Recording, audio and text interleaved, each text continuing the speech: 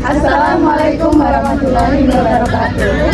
Kami dari kelompok 3 yang beranggotakan Rafifah Pratiati, Maura Syakira, Meli Karisma, Nia Agustin yang akan membuat video praktikum. Selamat menyaksikan. Tujuan dari praktikum ini yang pertama menjelaskan sifat-sifat cahaya, yang kedua menjelaskan sifat-sifat bayangan yang dihasilkan oleh cermin, yang ketiga menjelaskan sifat-sifat bayangan yang dihasilkan oleh lensa, yang keempat menentukan fokus cermin cekung, yang kelima menentukan fokus lensa cembung.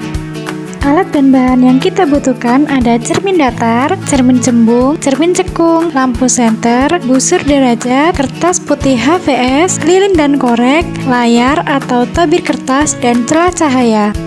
Percobaan yang pertama yaitu pemantulan cahaya pada cermin datar.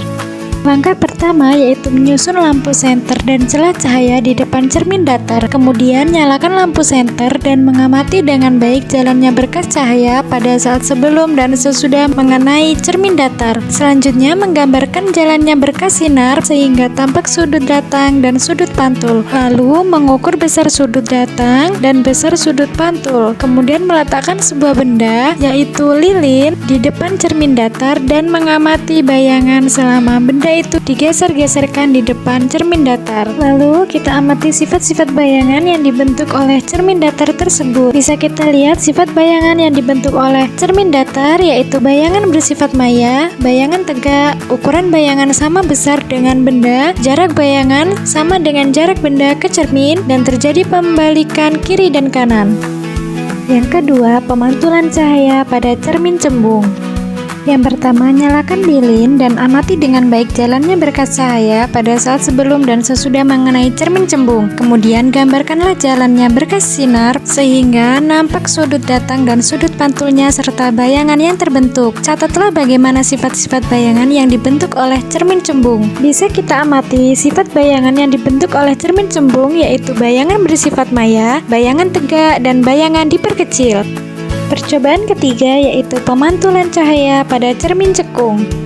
Yang pertama, nyalakan lilin dan amati dengan baik jalannya berkas cahaya pada saat sebelum dan sesudah mengenai cermin cekung. Kemudian gambarkanlah jalannya berkas sinar sehingga tampak sudut datang dan sudut pantulnya serta bayangan yang terbentuk. Kemudian catatlah bagaimana sifat-sifat bayangan yang dibentuk oleh cermin cekung. Bisa kita lihat sifat bayangan yang dibentuk oleh cermin cekung yaitu bayangan dapat nyata atau maya, bayangan dapat diperbesar dan diperkecil, kemudian bayangan dapat terbalik atau tegak tergantung posisi benda. Kemudian aturlah jarak benda atau letak layar agar pada layar terbentuk bayangan yang jelas dan tajam. Selanjutnya ukur jarak benda dan jarak bayangan. Kemudian jika benda di depan cermin cekung terus digeser menjauhi cermin, maka pada jarak tertentu bayangan benda akan menghilang atau tidak tampak.